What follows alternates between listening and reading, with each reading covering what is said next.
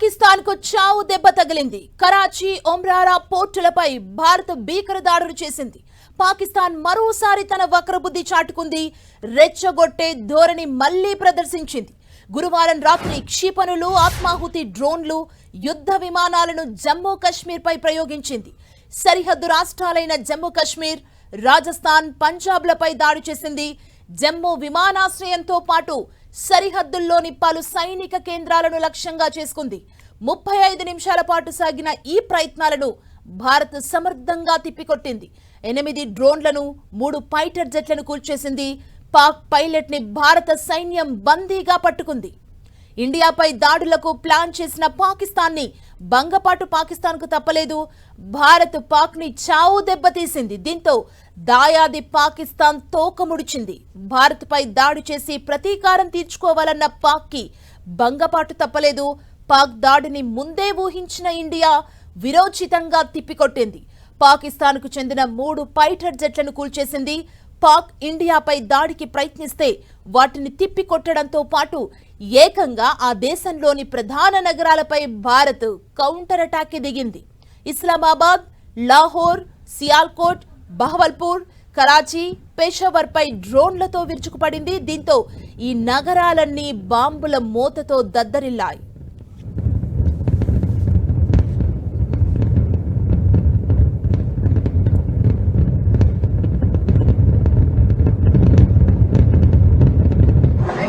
जा देख भैया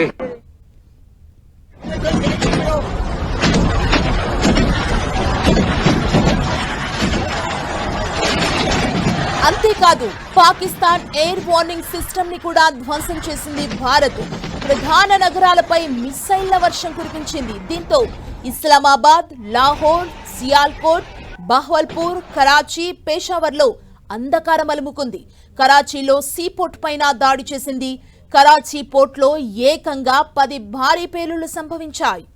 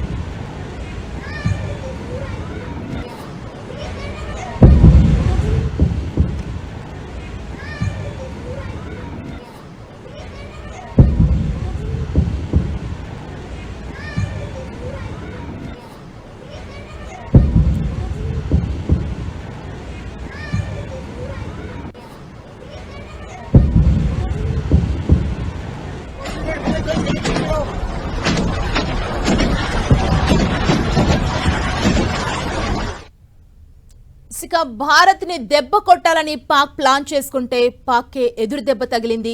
అండ్ ఇంకా ఎల్ఓసి దగ్గర కవ్వింపు చర్యలకు పాకిస్తాన్ పాల్పడుతూనే ఉంది. అండ్ లేటెస్ట్ అప్డేట్ తెలుసుకుందాం. మా ఢిల్లీ ప్రతినిధి గోపికృష్ణ మరిన్ని అప్డేట్స్ మనకు అందిస్తారు. గోపి,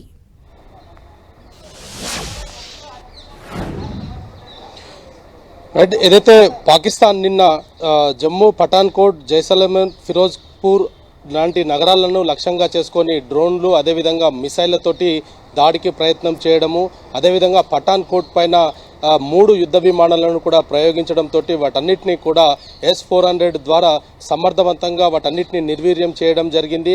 అయితే 3 ఫైటర్ జెట్లను నాశనం చేసిన తర్వాత ఒక పాకిస్తాన్కి చెందిన ఒక పైలట్ కూడా భారత్ ఆధీనంలో ఉన్నాడు. ప్రస్తుతం నిన్న అంతా కూడా అర్ధరాత్రి దాటిన తర్వాత కూడా ఇంకా ఉధృత వాతావరణమే ఉన్న నేపథ్యంలో భారత్ కూడా అదే ధీటైన సమాధానం అయితే చెప్పడం జరిగింది. పాకిస్తాన్లోని లాహోర్, ఇస్లామాబాద్, కరాచీ పోర్టును కూడా పూర్తిగా ధ్వంసం చేయడం జరిగింది. అయితే పాక్ ప్రధాని నివాసానికి 20 కిలోమీటర్ల దూరంలో కూడా భారత్ తన బాంబుల వర్షం కురిపించింది. ఈ నేపథ్యంలో పాకిస్తాన్ ప్రధాని అజ్ఞాతంలోకి వెళ్ళిపోయారు. కుటుంబ సమ్మతంగా ఆయన ప్రస్తుతం ఎక్కడ ఉన్నాడు అన్న దానిపైన కూడా ఎవరికీ సమాధానం లేదని చెప్పొచ్చు. అయితే వీటన్నిటినీ నిన్న ఏదైతే పాకిస్తాన్ కాల్పులకు పాల్పడము, డ్రోన్లను భారత్ పైన ప్రయోగించడము, భారత్ ధీటైన సమాధానం చెప్పడం వెనకాల ఈరోజు కూడా అనేక కీలక సమావేశాలు అయితే కొనసాగుతున్నాయి. కొద్దిసేపట్లో అంటే మరి కాసేపట్లోనే విదేశాంగ శాఖ కూడా ఈ యొక్క దాడికి సంబంధించిన పూర్తి వివరాలను కూడా వెల్లడించే అవకాశాలు కనపడుతున్నాయి. ఏ విధంగా పాకిస్తాన్ కవ్వింపు చర్యలకు పాల్పడింది, భారత్ దాన్ని ఏ విధంగా ధీటైన సమాధానం ఇచ్చిందన్న దానిపైన కూడా మరి కాసేపట్లో మీడియాకు బ్రీఫ్ ఇస్తే అవకాశాలు ఉన్నాయి. మరొక వైపు రాజ్నాథ్ సింగ్, హోంమంత్రి అమిత్ షా, ప్రధాని నరేంద్ర మోదీ కూడా ఎప్పటికప్పుడు పరిస్థితిని సమీక్షిస్తున్నారు. ఇటు త్రివిధ దళాధిపతులతోటి ఎప్పటికప్పుడు సమాచారాన్ని సేకరిస్తున్నారు. భారత్ పూర్తి స్థాయిలో అప్రమత్తంగా ఉంది. పాకిస్తాన్ ఎటు నుంచి వచ్చినా వాళ్ళన్నింటినీ కూడా ధైర్యంగా తిప్పికొట్టే ప్రయత్నం అయితే ఇప్పటి వరకు చేస్తుంది. పాకిస్తాన్ ఏ ఒక్క నిమిషం కూడా భారత్ పైన పైచేయి సాధించలేకపోతుంది. పాకిస్తాన్కి సంబంధించిన రాడర్ వ్యవస్థ పూర్తిగా ధ్వంసమైంది. నిన్న ఏదైతే లాహోర్ దగ్గర ఉన్న రాడర్ వ్యవస్థను పూర్తిగా ధ్వంసం చేయడం జరిగింది. అయితే ఇవన్నీ జరుగుతున్నప్పటికీ కూడా పాకిస్తాన్ తన వక్రబుద్ధిని ఇంకా చూపిస్తూనే ఉంది. ఒకవైపు భారత్ పైన దాడి చేయాలనే ప్రయత్నం ప్రతి నిమిషం కూడా పాకిస్తాన్ చేస్తూనే ఉంది. అయితే దానికన్నిటికీ కూడా ధీటుగా మన వద్ద ఉన్న టెక్నాలజీని ప్రస్తుతం భారత్ సమర్థవంతంగా వినియోగిస్తుంది. S-400కి ఇంకా భారత్ తయారు చేసిన కొంత సాఫ్ట్వేర్ను పూర్తిగా జోడించి ఇటువంటి మిసైల్స్ కావచ్చు, రాడర్ కావచ్చు, మన భూభాగంలోకి మన గగనతలంలోకి ఏది వచ్చినా కూడా వాటిని వెంటనే నిర్వీర్యం చేయగలిగే సత్తా ప్రస్తుతం భారత్కి ఉంది అనేది కూడా ప్రస్తుతం భారత్ సత్తా ఏంటి అనేది ప్రపంచ దేశాలకు కూడా అర్థమవుతున్న పరిస్థితి ఉంది. యుద్ధం వద్దు, ఏదైతే ఉగ్రవాదుల లక్ష్యంగానే మేము దాడులకు పాల్పడతాం, ఉగ్రవాదులను మాకు ఇవ్వండి అనేది కూడా భారత్ అనేక సార్లు విజ్ఞప్తి చేస్తూ వస్తున్నప్పటికీ కూడా పాకిస్తాన్ పెడచెవిన పెడుతూ వస్తుంది. మా వద్ద ఎటువంటి ఉగ్రవాదులు లేరు అనేది ఒక అబద్ధపు మాటల్ని ప్రతిసారి పాకిస్తాన్ వల్లవేస్తూ వస్తున్న నేపథ్యంలో ఉగ్ర శిబిరాలనే లక్ష్యంగా చేసుకొని ఆపరేషన్ సింధూర్ భారత్ సక్సెస్ఫుల్గా చేయడం జరిగింది. దీంట్లో భారత్ చాలా వేగంగా ఈ యొక్క ఆపరేషన్ సింధూర్ని పూర్తి చేయడం జరిగింది. దాదాపు 25 నిమిషాల్లోనే 9 ఉగ్ర స్థావరాలను మట్టిపెట్టి రావడం అనేది భారత్ తన సత్తాను ప్రపంచ దేశాలకు తెలియజేసే విధంగా చేసింది. వీటన్నిటిని కూడా ప్రస్తుతం ఏదైతే విదేశాంగ శాఖకు సంబంధించి కూడా ఇప్పటివరకు జరిగిన డెవలప్మెంట్స్ అంతా కూడా మరోమారు చెప్పే అవకాశాలు ఉన్నాయి. అయితే రక్షణ శాఖ మంత్రి రాజ్నాథ్ కూడా కొద్దిసేపటి క్రితమే త్రివిధ దళాధిపతులతోటి భేటీ అవ్వడం జరిగింది. ఏదైతే సరిహద్దు గ్రామాల ప్రజల ప్రాణాలకు సంబంధించి కావచ్చు, సరిహద్దు గ్రామాలతోటి ఉన్న ఉధృత వాతావరణాలు, అక్కడ తీసుకుంటున్న చర్యలు, పాకిస్తాన్ కవ్వింపులు, వీటన్నిటిపైన కూడా ఆయన ఉన్నత అధికారులతో ఎప్పటికప్పుడు సమీక్షలు నిర్వహిస్తున్నారు. ప్రధాని కూడా ప్రతి నిమిషం కూడా దీనికి సంబంధించిన డెవలప్మెంట్స్ పైన ఆరా తీస్తూ ఎప్పటికప్పుడు సమాచారాన్ని సేకరిస్తున్నారు. నేషనల్ ఏదైతే జాతీయ భద్రతా సలహాదారుడు అజిత్ దోవల్ ఉన్నారో ఆయన కూడా ప్రతి నిమిషం కూడా ఈ యొక్క డెవలప్మెంట్స్కి సంబంధించిన ప్రతి అంశాన్ని కూడా ప్రధానికి చెప్తూ ఉన్నారు. పాకిస్తాన్ ఏ విధంగా మట్టి కరుస్తుంది అనేది కూడా ఇప్పటికే తెలుస్తోంది. అయితే నిన్న INS విక్రాంతి కూడా కరాచీ పోర్టును దాదాపు 10 బాంబుల వరకు వర్షం కురిసిందని చెప్పుకోవచ్చు. కరాచీ పోర్టులో పూర్తిగా ధ్వంసమైన పరిస్థితి ఉంది. పాకిస్తాన్కి వాణిజ్య కేంద్రంగా కరాచీ పోర్టు ఉంది, దాన్ని కూడా పూర్తిగా ధ్వంసం చేయగలిగాము.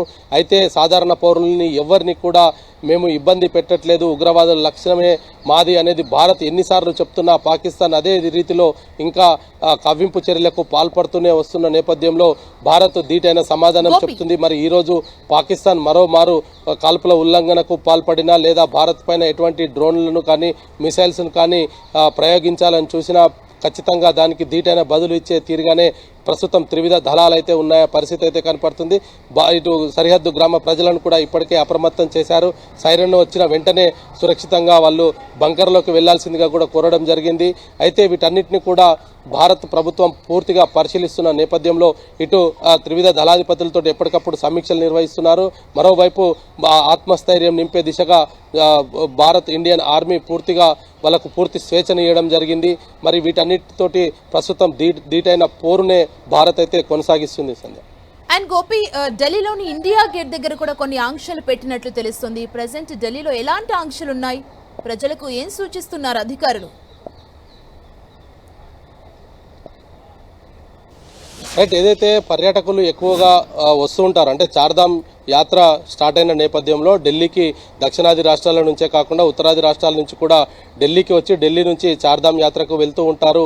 అటువంటి పర్యాటకులందరినీ కూడా పూర్తిగా ఈ ఢిల్లీలో ఎటువంటి ఇండియా గేట్ కావచ్చు ఇతర పర్యాటక ప్రాంతాల్లోకి ఉండకుండా అక్కడి నుంచి పూర్తిగా పంపించి వేస్తున్నారు. కొంత వాళ్ళందరినీ కూడా అలర్ట్ చేస్తున్నారు. ఏ నిమిషమైనా ఏమైనా జరగవచ్చు, ఇక్కడ పెద్ద ఎత్తున జనసమూహం ఉంది అంటే దీనిపై ఇక్కడ దాడికి పాల్పడే అవకాశాలు ఉన్నాయి. కాబట్టి అటువంటి పర్యాటక ప్రాంతాలన్నింటినీ కూడా గుర్తించి అక్కడ ఎవరు కూడా ఉండకుండా తగు జాగ్రత్తలు అయితే ప్రస్తుతం ఢిల్లీ పోలీసులు తీసుకుంటున్నారు. ఎప్పటికప్పుడు కేంద్ర ఇంటెలిజెన్స్ ఢిల్లీ పోలీసులతోటి అప్రమత్తం అవుతూనే ఉంది. ఎటువంటి అవాంఛనీయ సంఘటనలు జరగకుండా ప్రజలతో కొంత అప్రమత్తం అవుతూనే ఇటు పర్యాటక ప్రాంతాల్లోకి వచ్చే వారందరికీ కూడా కొంత అవగాహన కల్పిస్తున్నారు. ఇండియా గేట్ వద్ద నిన్న సాయంత్రం కూడా ఎవరిని ఉండకుండా వాళ్ళందరినీ కూడా పంపించి వేయడం జరిగింది. ప్రస్తుతం ఢిల్లీ అంతటా కూడా పోలీసులు అప్రమత్తంతో ఉన్నారు. ఎక్కడికక్కడ చెక్ పోస్టులను నిర్వహిస్తూ వచ్చిపోయే వాహనాలపైన కూడా దృష్టి సారించడం జరిగింది. ఒక స్లీపర్ సెల్స్ యాక్టివేట్ అయ్యాయన్న ఇంటెలిజెన్స్ సమాచారం మేరకు దేశవ్యాప్తంగా పోలీసులు అయితే కొంత అప్రమత్తంగా ఉండడం జరిగింది. అన్ని రాష్ట్రాల డీజీపీలతోటి కేంద్ర హోంశాఖ ఎప్పటికప్పుడు సంప్రదింపులు జరుపుతున్నారు. దేశవ్యాప్తంగా రాజధాని అయిన ఢిల్లీలో ఎటువంటి అవాంఛనీయ సంఘటనలు జరగకుండా మాత్రం ప్రస్తుతం పోలీసులు కట్టుదిట్టమైన భద్రతను ఏర్పాటు చేయడం అయితే జరిగింది. అంటే ఎలాంటి ప్లేసెస్ అటాక్ చేసే అవకాశం ఉంది పాక్, దానికి సంబంధించి భారత్ అలర్ట్ అవుతుందా? అంటే ప్రజలకు కూడా ఒక అవగాహన ఉండాలి కాబట్టి.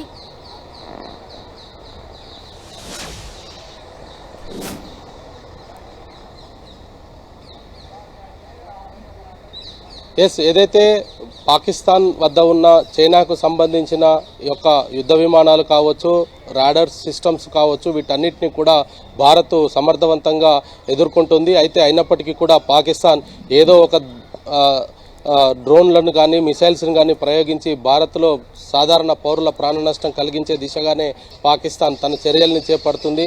ఉగ్రవాదులు ఏ విధంగా పెహల్గాములో అమాయకులను చంపారో పాకిస్తాన్ ఆర్మీ కూడా అదే ప్రయత్నం చేస్తుంది. సాధారణ పౌరులను లక్ష్యంగా చేసుకొని దాడులకు పాల్పడుతుంది. అయితే ఈ నేపథ్యంలో ఇప్పటికే ఇటు త్రివిధ దళాదులు కూడా పూర్తిగా అప్రమత్తంగా ఉండడం జరిగింది. ఏ నిమిషం ఏది జరిగినా వాటినన్నింటినీ కూడా సమర్థవంతంగా తిప్పికొట్టే ప్రయత్నం అయితే ప్రస్తుత భారత్ త్రివిధ దళాలు అయితే చేస్తున్నాయి.